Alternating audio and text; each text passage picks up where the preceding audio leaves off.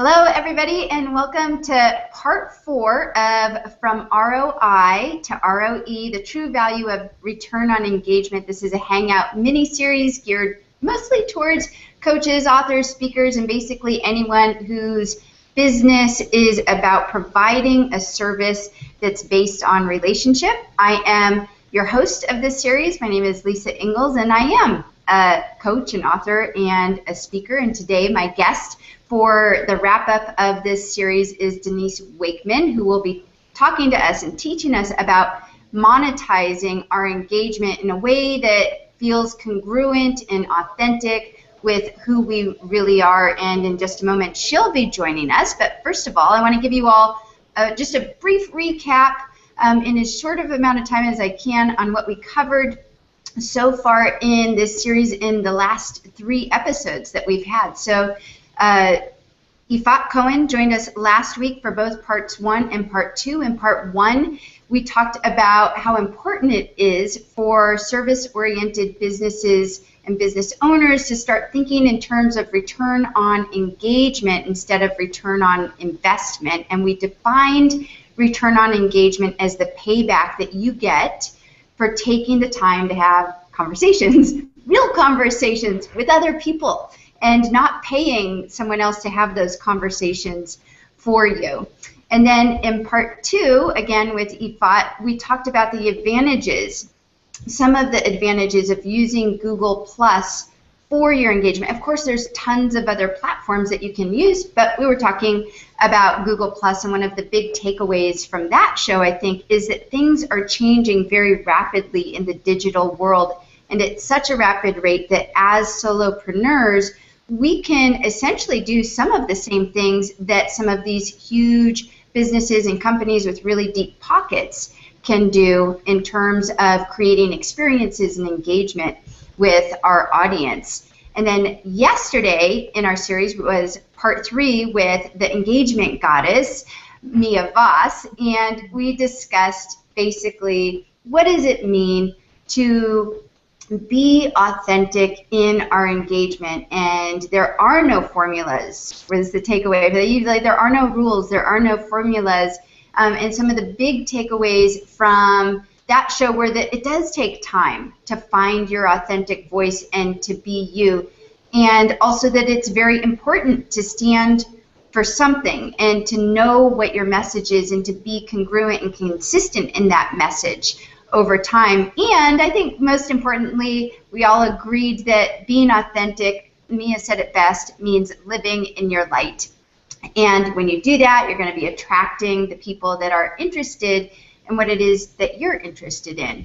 So now, today, I'm really excited to pull all of this together with Denise Wakeman. Denise is an online business strategist. She's the founder of the Blog Squad and the co-founder of Future of Inc. She's the host of the Hangout Adventures in Visibility, and she's extremely passionate about helping authors, speakers, and coaches to gain visibility and credibility and make some money selling their products and services both online and offline. So welcome, Denise. Yay! Well, thank you so much. I'm so excited to be here, and I brushed up on all the previous episodes this morning so that I could make sure to make it make sense if that's what we're looking for here.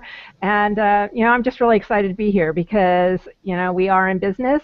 I'm making that assumption for the audience. I know I'm in business, you're in business, so we need to make money. And all the engagement is fabulous. It makes us feel good most of the time, unless we got our trolls out there. But for the most part, it makes us feel good. We make new friends. We feel so much love and compassion and excitement. But if we're not making money, then what's happening? We can't pay the bills on all that. So we have to. We can't do our work. There has to be a balance. Yeah, and so one of the things that comes up for a lot of us who are in the service-based businesses and coaches is, okay, well, we have been taught over time by whoever these courses and trainings and everything we've gone to that there's a way of selling online, and I know for me it hasn't felt congruent with who I am, and that's what's great about having these authentic conversations and this idea of return on engagement, because it's really just about being you. But then there's that sticking piece, at least for me, of okay, well now how do I put into a post, please go to my, will you please go to my opt-in page over here, or I'm being sort of silly about that, but there is sort of that feeling and that thing that goes on, that little record that goes on in a lot of our heads is like, ugh, I don't want to do that sales thing, but I got to do it. So yeah, I'm just wondering, let's just start there with how do we move around that, or do we not even have to worry about that, or I don't know. Well, I think that that's a really the perfect place to start, because we do have to pay attention to that. Sales don't happen in a vacuum. They just don't. There's too much competing for the attention of our audience, because you have your raving fans, or whatever you want to call them, engagers, but they also might be raving fans of somebody else too. They're not just yours. They may be totally raving about 10 different people who might do all similar things that you do, because that's their interest. So we need to really be clear that we're not the only one out there offering the solution, and our audience has an enormous choice. So we have to really take it down to the foundations. And anybody who's starting a business or starting a social marketing campaign or anything like that, we have to ask ourselves some really basic questions so that we're ready. Once we have those engaged people in our community, tribe, whatever it is that you want to call it, we have to be ready for them. So, as I said, in the green room, I come from the online marketing, tradition, because I started in 1996, and so that's what I did, and not all of it worked for me because it didn't feel congruent, but there are some good things that we can take from that sort of, testosterone-filled internet marketing style.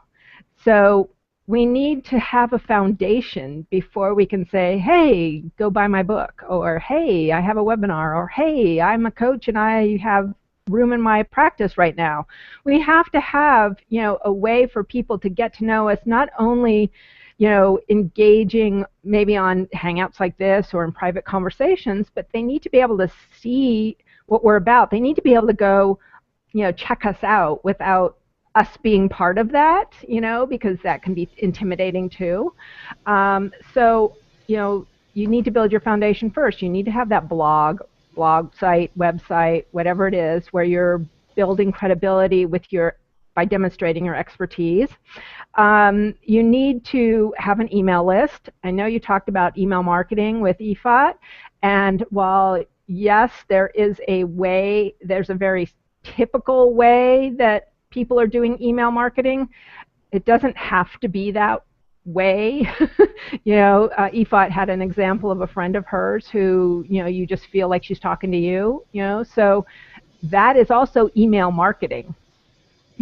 Yeah. And I will interject here that email marketing by far will do more for your sales than just about anything else.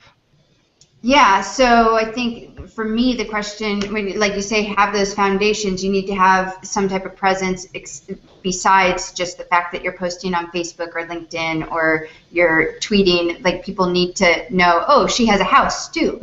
Her house is over here, and I can go visit her house without her breathing down my shoulder. Right. So I can sort of snoop around in the different rooms of her house and get to know, like, that type of thing. That's exactly right. I mean that's a perfect metaphor, because on our social networks, here on a hangout, this is a very intimate form of connecting with people, but podcasting, you're right in that person's ear, all that stuff, replying to tweets and stuff.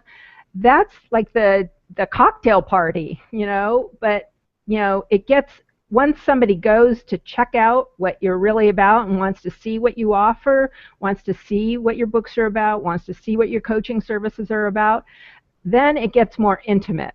So really there's a couple of questions that you want to answer, is like, what do you want people to do? And what is the outcome that you want? And that could be a whole range of things. Monetization can be indirect or direct. So, for some people, they have ads on their site, and that's the kind of site they have, and that is a direct form of income. They do affiliate marketing. That's a direct form of income. The indirect form of income comes from when I think is more of an outcome of the engagement piece, is because people get to know you the more you engage with them. So it becomes more of I want to hire you to do the keynote, or I'd like you to participate in this book project, or would you like to collaborate with me on something? So, it can come in many ways that you may not expect. So you might have your services and your products and your speaking gigs and your book, but then other things will come to you based on the type of engagement that you're involved in, that you don't know will happen, and you cannot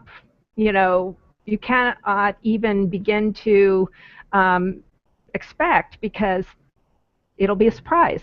I've had that's how my business is a lot, is like these things that just come because of something that somebody saw, I answered an email, whatever.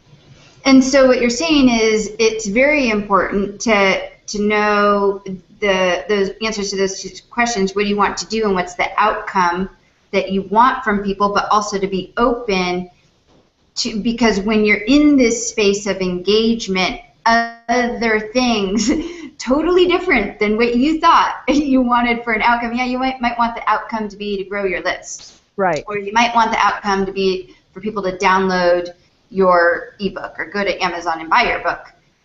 But just because of the pure fact that you've been out there engaging and putting yourself out there, other opportunities and outcomes are very likely to happen. Absolutely. So you can plan certain outcomes. So by, what do you want people to do? Join your list, get your freebie, register for your free video course, subscribe to your blog, you want them to comment, you want them to share. Those are types of, outcomes or what you want people to do. You want to build your audience. Mia said that yesterday. That's what she's looking for, to build an audience, because she knows that when she builds an audience, so many opportunities are going to become knocking at her door as people get to know her. So the bigger her audience is, and I know she's not playing a numbers game at all. I know her very, very well. And, but the more people who she interacts with, the more opportunities will flow. A lot of people are looking for JV partners, and I use that in a slightly different way of like, you email for me, I email for you, but like collaborators. So, for example, me and I met at a conference after, seeing each other doing stuff on Google Plus for a while. We immediately clicked, like it was like really wild. It was just click, click, click. She came to LA a couple weeks later. We spent time together in person, again, some more. We started doing hangouts together. And then we said, hey, we both have complementary skills. Let's offer a class together. So that's the kind of JV that, I'm looking for. Like, who can I partner with to offer more value? I didn't know that was going to happen before May. Right. Yeah. I've had the exact same type of things happen as well, purely because of the engagement. And like you said, right, they're the unknown returns that actually do turn into money, because like in that into monetization, because in that example that you just gave, you and Mia offered a class together, which I think you were selling that class, Yes. right, Oh, for a certain yes. amount of money, so you monetized off of Exactly. that engagement. We both made money. Yeah. And our students got lots of value. Yeah, it's amazing, and we're sort of pulling into halfway through this this session for today, and I want to encourage you guys. Let us know what questions you have or what thoughts that you have around monetizing your engagement. Do you have any struggles with your monetizing your engagement? If so, what are they? Because you have the woman here who knows everything's been doing this for basically 20 years, and she has a lot of knowledge. So take advantage, you guys, of asking Denise some questions here. So let's talk about some specific, well, okay, so you talked about foundations. You need to have these foundations. You need to have a website, hopefully some type of blog. You need to have some type of email opt-in or things right. you need. A landing page. A landing page in order to monetize and actually make money. What about the things, so if we're talking about writing a post, no matter where it is, what platform it is, so what would be some suggestions or ways of doing that? And I know you're not in for like all these specific rules and like you have to do it this way, which I love, by the way. But some suggestions for people like me who feel intimidated by even, I know that could be just a personal block of like, oh, I don't want to be like those other sleazy people that are doing it. And everybody, but you do have to, there is a lot of noise out there. Like you said, you're not the only option for people.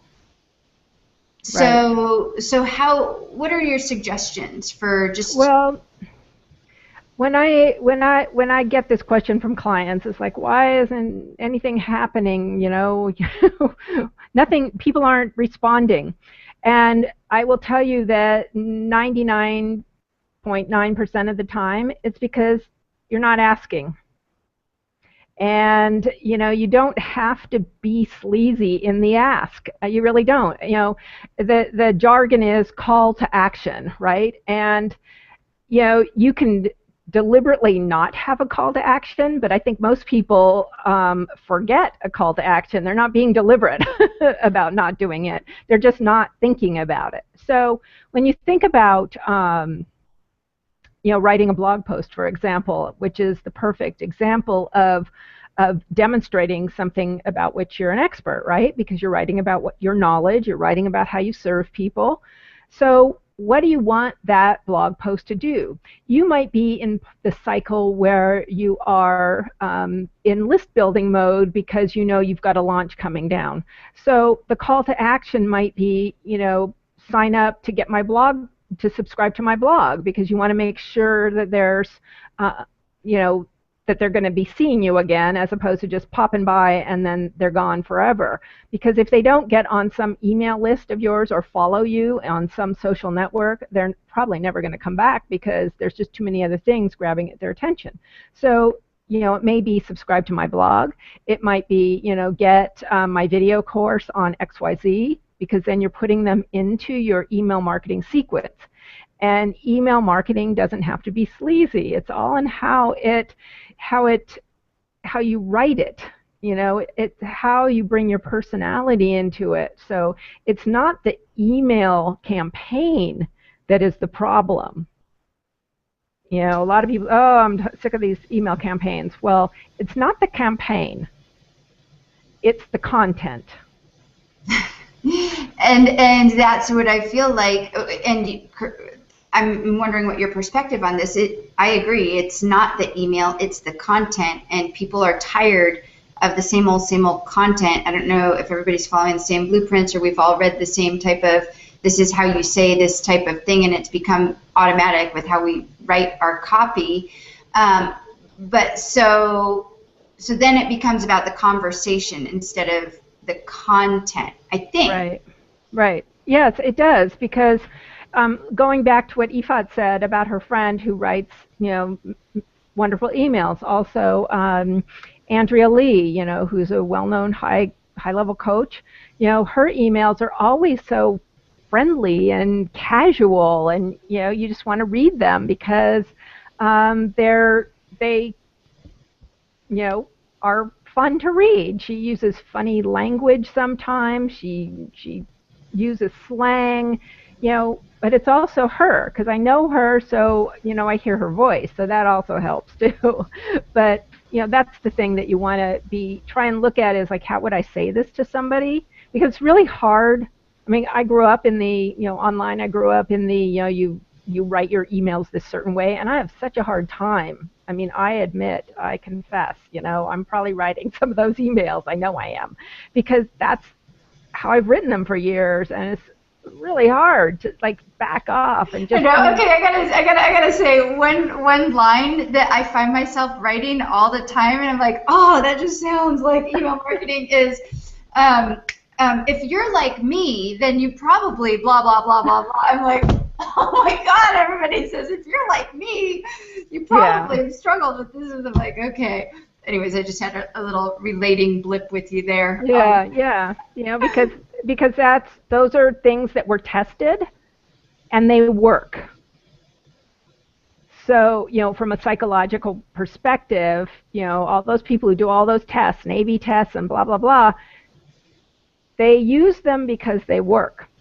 On the other hand, as we were saying and talking about just quickly in the green room, is that things are changing right now. Things are really changing, and what people are responding to, it's hard to get a grip on, and so there's no real, like, this is the way to do it anymore.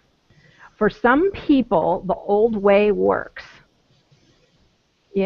because they've got the resources to pound out the video previews and the team to pound out the emails and do all that stuff. But for the rest of us who may, just have one VA or something, we have to look for new ways of connecting with people, and then bringing that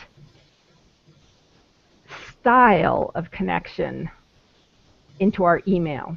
Because no matter what you think of email will make you more sales than anything else. And that's good. That's good to just say that, because I have an aversion to email, and I am sick of it. And I've opted out of basically every list that I've, even the people that are my friends and JV partners, I emailed them. I actually got emails from my colleagues saying, I saw that you opted out of my list. Did I do something wrong? Did I offend you? And I told them, no, I just get way too many emails. And if you're going to email me, send me a personal email. I definitely want to stay in touch. But I have 2 points, and then I want to bring up a comment that's up here. It's clear that I agree, like, email does work. You just have to know what to say and how to say it so that it just differently. But what's interesting in what you're saying is this whole thing that's happening right now with everything's changing so fast that we don't know what's really working. What I am seeing, and maybe it's because everybody's JV partners, and this is sort of funny as we go into this, I'm getting somehow still get on people's emails, and everybody's saying, the thing that I've heard of most is people are having trouble finding clients. People are having, it's like everywhere I look, the marketing campaigns are like, are you having trouble finding clients? Are you having trouble? And I'm like, well, maybe people are having trouble because they're trying to do those things that don't work anymore. Exactly.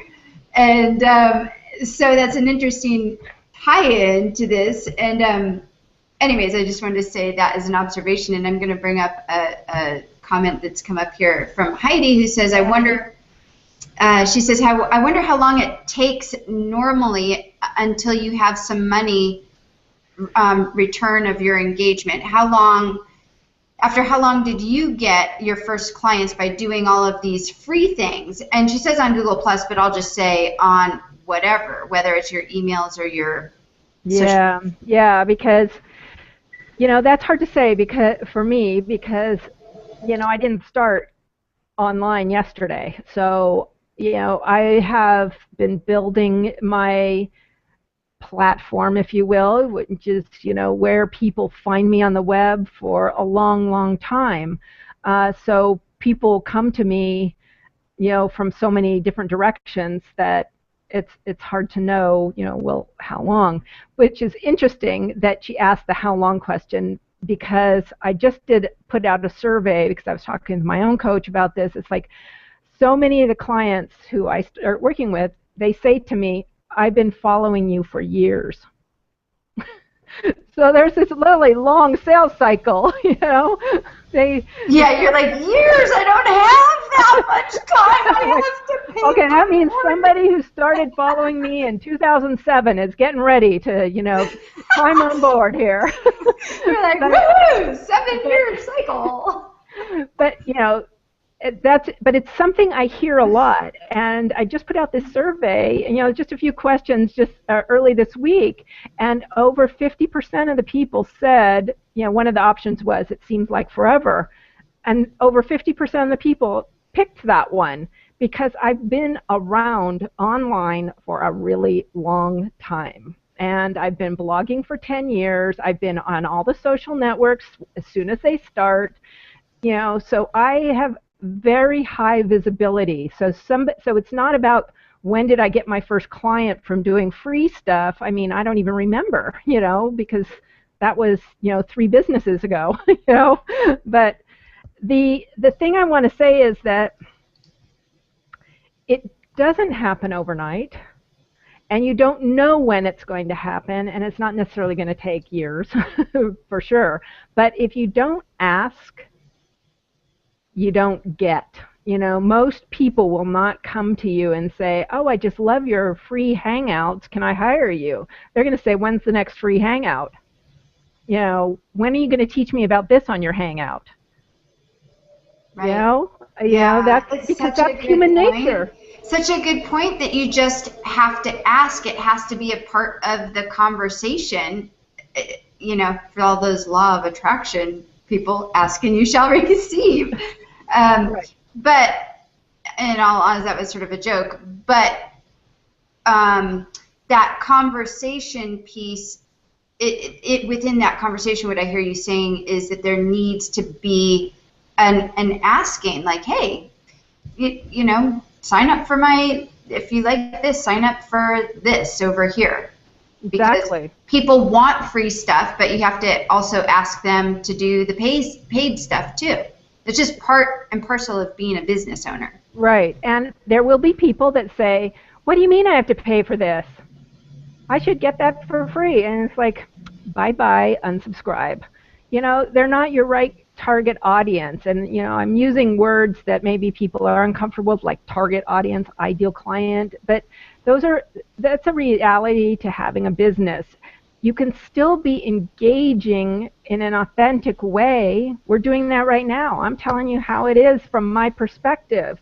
I'm not sugarcoating it. I'm not pretending. I'm not, trying to be, some big internet marketing guru. I'm not that. But I know from vast experience what has to happen. That doesn't mean I know everything. And what I have learned more than anything in the last 18 months is that you have to constantly be experimenting.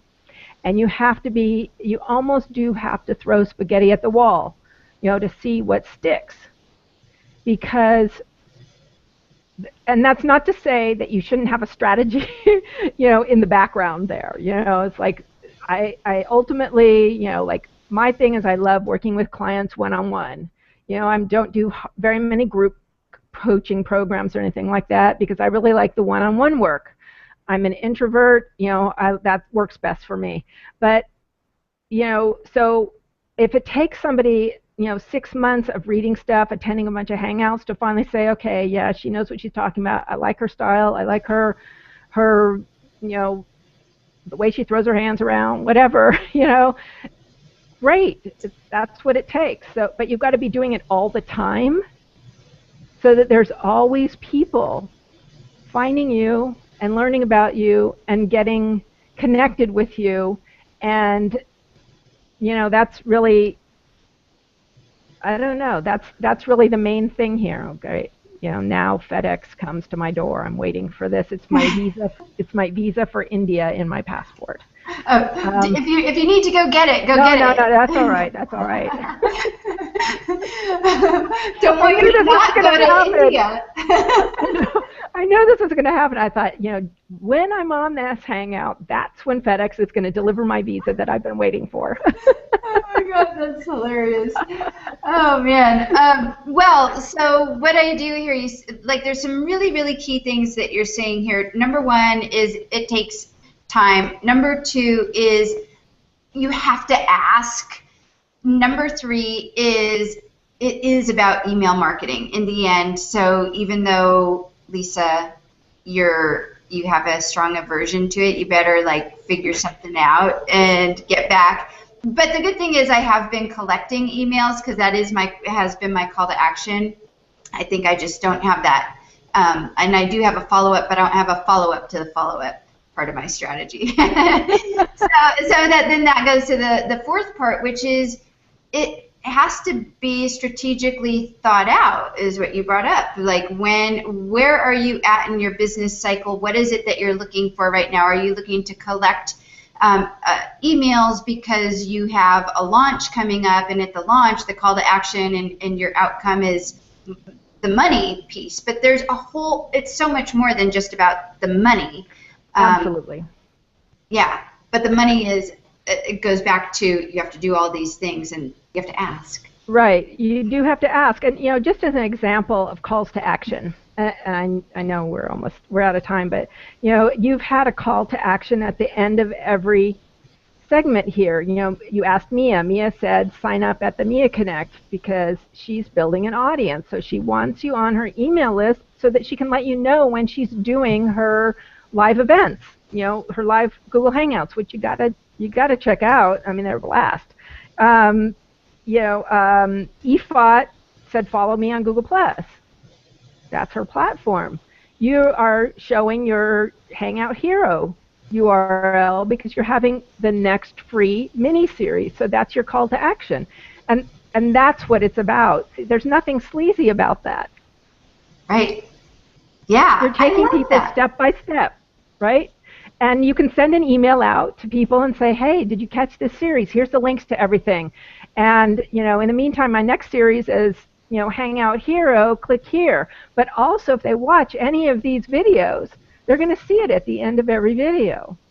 So you're creating awareness. And, one of my favorite phrases that Mari Smith said a long time ago is that it's about creating ambient awareness. So you're doing stuff on a consistent basis so people are aware of who you are. You respond to them when they ask you questions. You reach out to them when they, when you see their animal, their pet has passed away or, whatever. Like my cat, I had to let him go last week, and just people came out of the woodwork. Made my heart sing. Wow, you and Mia. Yeah, we were in the background introducing our boys to each other so they could go hang out. Oh, that's so sweet. Wow. Yeah, so the ambient awareness, which is pulling or just always having that call to action, just becomes a part of what it is that you're putting out there, is what you're saying. Right. Yeah, right. Yeah, so as we're pulling it together here, and we're pulling everything together, there's so much information, you guys, in all of this, and I know we covered a lot today with Denise. We've covered a lot in this series, but please do keep this conversation going. That's a call to action, right? I'm asking you to keep posting comments. I don't know if that's really a monetization one, but it is a call to action, right? I'm trying to learn from you, Denise, as we're going on here. Here's the thing, though. Every time someone takes an action on something you ask for, post a comment on my blog, whatever. Every time somebody takes an action, they're becoming one step closer to you. They're getting one step more intimate with you.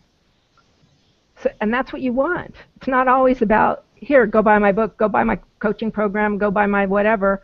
It's about getting people to get closer and closer and closer. And you're doing this in a completely genuine way. Yeah, I love that. I never thought of that, asking people to comment as being a call to action, and that brings people closer. But that's like a total nugget for me. I love it. And you know what? I know we're going over time here, guys, but that just, it's like this woo from Denise is, okay, if you're afraid to ask for those other things, like go to my website, or you don't even have that yet, begin your call to actions by asking for comments, by asking for people to circle you, because those are low level, they're not scary call to actions. Exactly. Or just, what do you think? Please reply in the comments, or please click reply. Right. That's a call to action. And, you know, I've been teaching blogging, you know, since the dark ages, it seems like. But since the beginning of all blogging time. Yeah, and all blogging time, the last decade. Oh my gosh, I think today, no, it's later in the month. I was going to say my blogiversary, my 10-year blogiversary is next week. But, you know, people need to be told what to do, otherwise they don't do it. So when you say, you know, I'd love to hear your thoughts, please comment below in the comment section. More people will comment than not. You know, it's just like they just need to be told to do it because they're thinking about 20 other things and moving on. And they need to be told it over and over, just like my daughter needs to be told, take off your shoes before you come in the house. I tell you that every single time you walk through that door, and yet you continue to walk through the house. So you need multiple reminders. Yeah, and when you send out an email and say, hey, have you subscribed to get notifications for my Hangout shows? Here's the link to do it so you don't miss any. You'll get a bunch of subscribers. Not everybody, but a bunch will. Then you've got a new segment on your list. This is so great. This is wonderful. You guys need to hook up with Denise, man. Denise, what's your call to action? My call to action is that I would love you to attend my Adventures in Visibility Hangouts because I have some really cool guests, and my next cool guest next Thursday is Nancy Marmolejo, who's just a fantastic coach, consultant, entrepreneur. And so if you go to adventuresinvisibility.com, you can sign up to get notifications and also notices of replays because a lot of people can't attend live. So. Awesome. I love it. Adventures in Visibility. I'm going to make sure that I subscribe to that. For some reason, I'm not subscribed to that. Shame on me. I know. God, I need to be subscribed to that. And my call to action, you guys, is watch the 2 call to actions. Watch this whole series if you haven't already. If you already did, you might want to watch it again because you hear things differently, you see things differently in the second time around. And last little call to action is we pull it all together. For me is, sign up for my next little free series at bit.ly/Hangout Hero. It's going to be in October. You can find out all about it just by going to that link right down there. And I know that people are just joining us a few minutes after the fact. You'll have to rewind and go back to see the replay of this and leave your messages, leave your comments, so that Denise and I can get back to you on that. I want to thank Denise so much for being here and bringing all your wisdom. This is such an important topic. So thank you so much. It is. Thank you for inviting me. And be sure to tag me in your comments because I will come by and answer for sure. Absolutely. Excellent. All right, everybody, thanks for showing up today. Thanks for those of you who I see a whole bunch of people now streaming in. Leave your comments, and we'll see you all next time. Bye. Bye-bye.